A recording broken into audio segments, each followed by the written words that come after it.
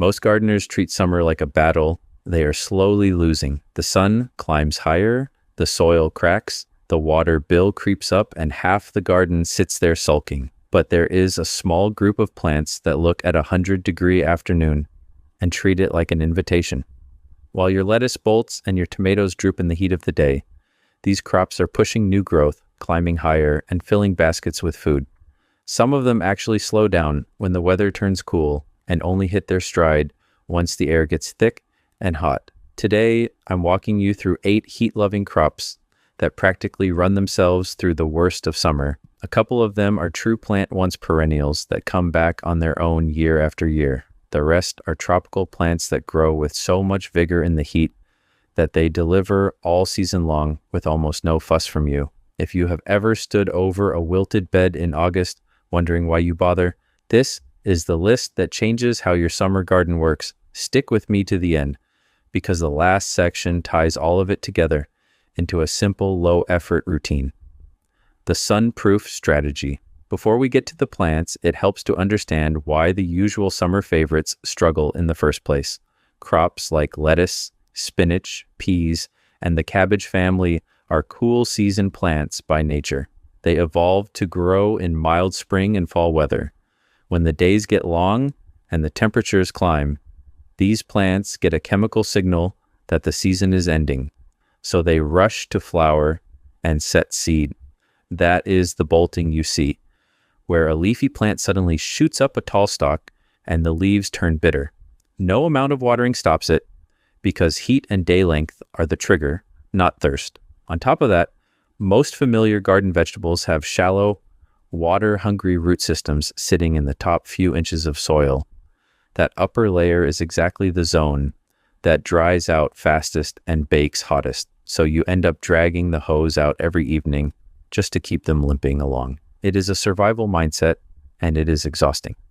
The plants on this list flip that whole approach. Instead of fighting the heat, they use it. Some send roots deep into the cool subsoil where moisture lingers long after the surface has dried. Some sprawl across the ground and shade their own root zone like a living mulch. And some, like the grain and leaf amaranths we will cover, actually use a more efficient style of photosynthesis that performs better under intense light and high temperatures. The goal here is to stop propping up plants that want a different climate and start growing the ones that were built for your summer. If you find this useful as we go, a quick subscribe genuinely helps the channel keep making these guides. Now, let's get into the crops. The vertical survivors. Our first 2 plants climb. Going vertical does something clever in a hot garden. The vines lift the leaves up into the air and cast shade down onto the soil below, which cuts evaporation without you laying down a single bag of mulch. Number 1, Malabar Spinach. Malabar Spinach is the plant that finally solves the summer greens problem. Despite the name, it is not related to true spinach at all. It is a tropical climbing vine, and where regular spinach gives up and bolts the moment the thermometer hits the 80s, Malabar spinach is just getting warmed up. This vine genuinely thrives in 90-degree heat and high humidity, the exact conditions that flatten most leafy greens. You grow it on a trellis, a fence, or a string, and it will happily climb 6 to 10 feet or more in a single hot season. The leaves are thick, glossy, and slightly succulent, with a mild flavor that works beautifully in cooked dishes, stir-fries, soups, and stews. The leaves have a mucilaginous quality when cooked, similar to okra, which makes them great for thickening. There are green-stemmed and red-stemmed varieties, and the red one is ornamental enough to earn a spot on a patio. In frost-free climates, it behaves as a true perennial and keeps going year after year. In colder regions, you grow it as an annual, but it grows so fast from seed once the soil warms that you get a full season of harvest regardless. Pick the young leaves and growing tips regularly, and the plant branches out and gives you even more. It asks for warm soil, something to climb, and a deep drink during establishment. And after that, it mostly takes care of itself. Number 2, Yardlong beans. The second climber is the Yardlong bean, also sold as asparagus bean or snake bean. This is not your typical green bean. It is actually a subspecies of the cowpea, which is part of why it shrugs off heat that makes ordinary pole beans drop their flowers and quit. Common beans tend to stop setting pods once nights stay above the mid-70s. Yardlong beans keep flowering and producing right through the hottest stretch of the year. The pods live up to the name. They grow long and slender, often 1.5 feet to over 2 feet, and you harvest them young while they are still tender and pencil thin.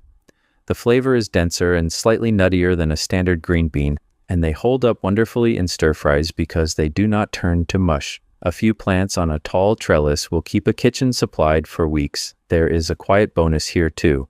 Like other legumes, yardlong beans work with soil bacteria to capture nitrogen from the air, so they feed themselves to a degree and leave the bed a little richer than they found it. They also tend to sidestep some of the pests that plague regular beans in cooler weather.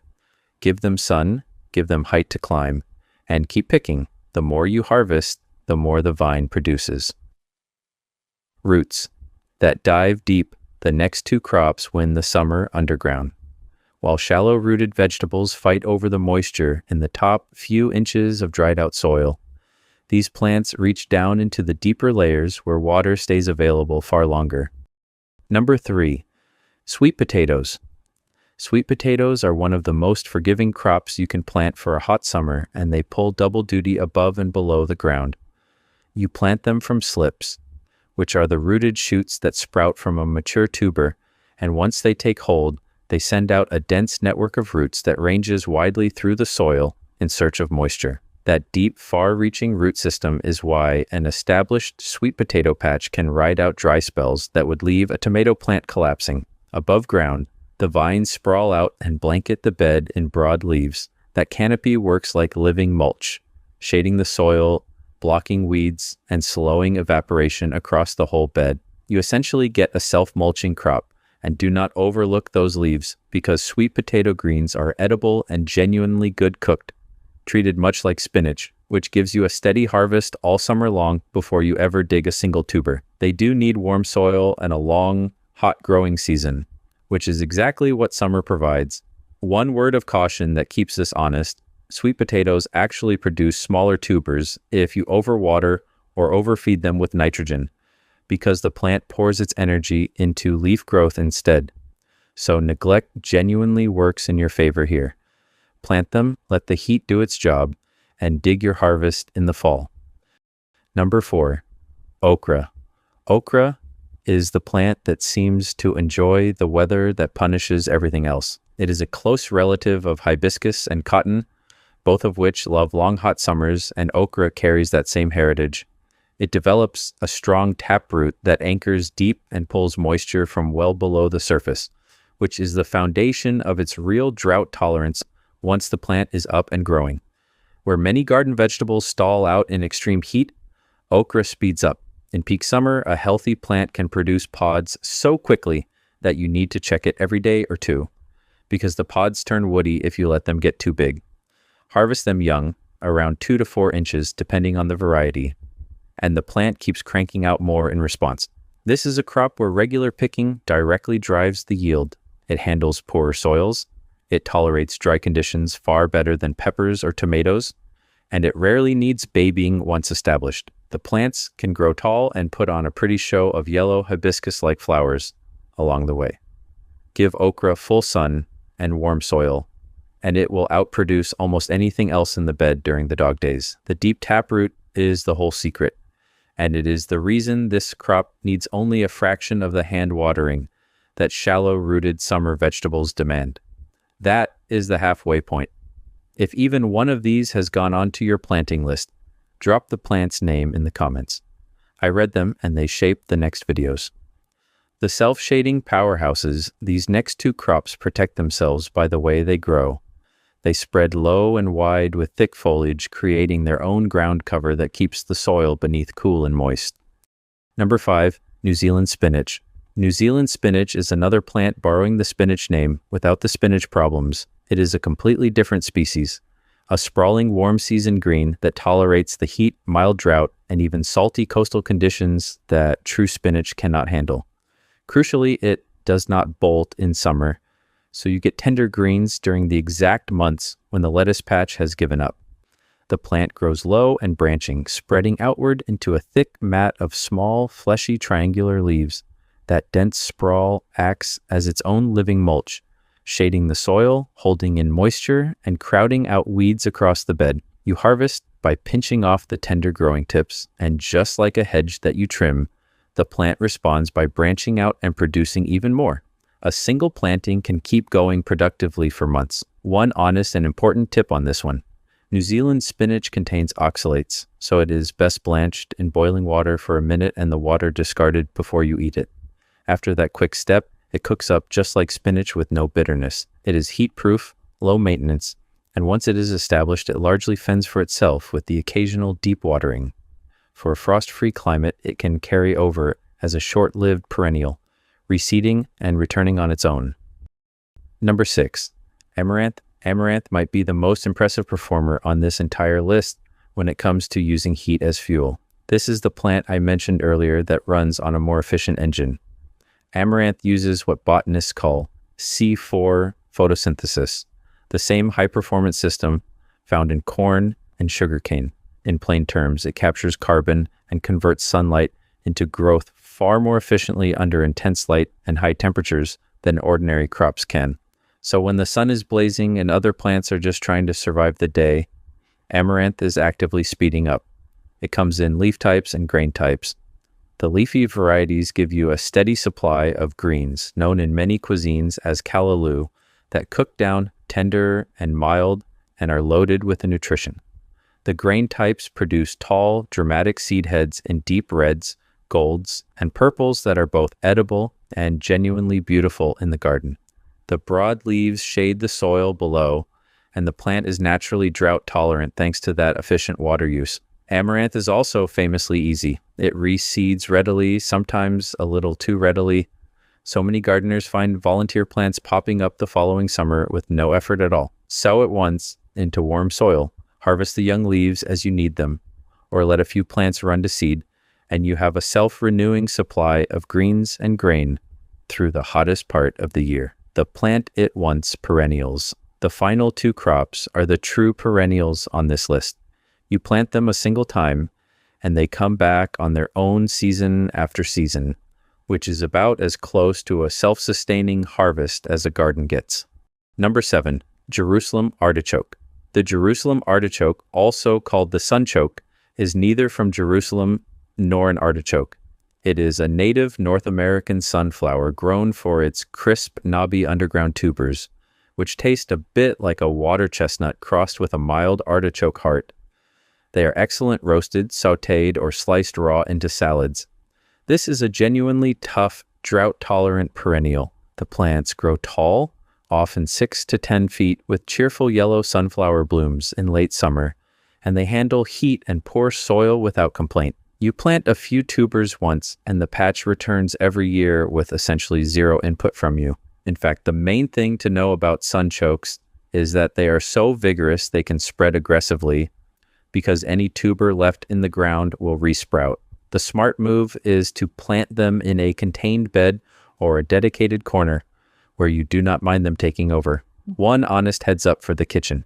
Sunchokes store their carbohydrate as inulin, a fiber that some people find gas-producing, especially when eating them raw or in large amounts the first few times. Start with smaller cooked portions and your system adjusts. Beyond that, this is about as set and forget as edible gardening gets. Plant in spring, ignore through summer, dig tubers from fall into winter, and watch the patch return on its own next year. Number 8, Chayote. Our final crop is the Chayote, a vigorous perennial vine in frost-free climates and one of the most productive plants you can grow per square foot of ground. In warm regions, it comes back year after year from its root, and even where winters are cold, a single plant set out in spring can deliver an enormous late-season harvest. The vine loves heat and humidity and grows with startling speed once summer settles in, easily covering a sturdy trellis, fence, or arbor, and shading everything beneath it. What sets Chayote apart is sheer abundance. A single healthy, mature vine can produce dozens upon dozens of pale green pear-shaped fruits in a season. The fruit is crisp and mild, somewhere between a cucumber and a summer squash, and it works raw in salads or cooked into almost anything. Nearly the whole plant is usable. The young shoots are edible greens, and in older vines, the starchy tuberous roots can be cooked like potatoes. The vine is remarkably low maintenance once it climbs. You plant the entire sprouted fruit since the seed grows inside it, give it a strong structure to climb, and let the heat take over. It shades its own root zone with that dense canopy and asks for little more than the occasional deep soak in a true drought. For a long warm summer, Chayote is a powerhouse that rewards you far out of proportion to the effort you put in. Maximum harvest, minimum effort. Now let's pull all of this together into the routine that makes a summer garden actually run itself. The mindset shift is the whole game. You are moving from constant intervention to a set and forget approach, and these plants make that possible because they were built for the conditions you are growing them in. Start with watering, because that is where most effort goes. The trick is to water deeply, but infrequently, rather than a little bit every day. A deep soak encourages roots to chase moisture downward into the cooler subsoil, which is exactly what builds drought tolerance. Shallow daily sprinkles do the opposite and train roots to stay near the hot surface. Once these crops are established, most of them get by on a thorough weekly soak, even in serious heat. And several need far less than that, a layer of mulch on any bare soil, or simply letting the sprawling and climbing plants shade the ground for you locks that moisture in. Go easy on the fertilizer. This surprises people, but heavy feeding during a heat spike often does more harm than good. A flush of soft new growth is exactly what struggles in extreme temperatures and attracts pests. And as we saw with sweet potatoes, too much nitrogen can actually reduce your harvest. Work some compost into the bed before planting and let that slow, steady feeding carry the plants through. These crops evolved to perform in lean conditions, so resist the urge to push them. Keep pruning to a minimum as well. During the most brutal stretch of summer, every cut is a small wound the plant has to heal under stress. The main pruning you want to do is harvest pruning, which means picking leaves, pods, and fruits regularly. On almost everything here, from the Malabar spinach to the okra to the Yardlong beans, frequent harvesting is what signals the plant to produce more. So your harvesting and your maintenance are the same simple task. Finally, think about timing. These crops hit their peak productivity in the back half of summer, exactly when a traditional garden is winding down. That late summer surge is your reward. Plan to harvest the climbers and the leafy greens continuously through the season. Dig the sweet potatoes and sunchokes as the weather cools in fall, and let the perennials and the self-seeders set you up for next year with no extra work. A patch of sunchokes returns on its own. Amaranth and New Zealand spinach often reseed themselves. Chayote comes back from the root in warm climates. The garden starts carrying part of the load for you. That is the entire strategy. Choose plants suited to your heat. Water deep and rarely. Feed lightly. Harvest often. And let the strongest performers shade and reseed themselves. You stop being chained to the garden hose and start actually enjoying the harvest. So there are your 8 heat-loving crops that practically grow themselves through the hottest months. Malabar spinach and Yardlong beans climbing for you, sweet potatoes and okra rooting deep, New Zealand spinach and amaranth shading their own soil, and Jerusalem artichoke and chayote returning year after year. Pick 2 or 3 that fit your space and give them a try this season. If this helped you rethink your summer garden, subscribe so you catch the next guide, and tell me in the comments which of these 8 is going into your beds first. I will see you in the next one.